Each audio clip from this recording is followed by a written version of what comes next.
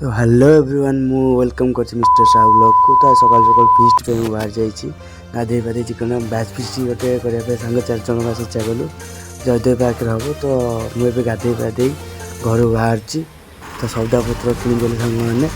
तो गुरु देखु राइड कर तो आम जाऊँ जयदेव पाखापाखि रड़सपुर जयदेव जाऊँ धीरे धीरे पहुँचू पाखापाखि जयदेव। तो जगह ना आम प्लानिंग करटे कौटे करूँ बोली।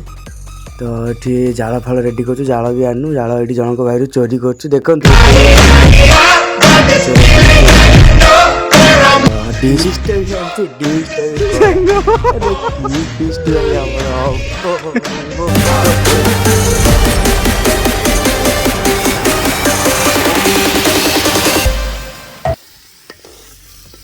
सांग को आम भोक कर सांग खाइला देखु कौन खाऊ बरा खाऊ बरा करू धीरे धीरे कर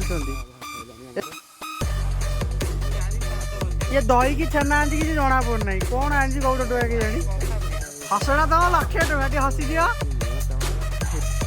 नाच जाऊ। तो तरकारी भाई रेडी हो गला तो बसी पड़ू 4 जन सांग भात जोड़ा है देखो गोटाए पत्र पूरा देसी स्टाइल खिया हो। हाँ सी तो आग चाखी पकड़ा झोलटा रोसे आमर 1 नंबर। तो झोल उजला भातटा गुंड हो।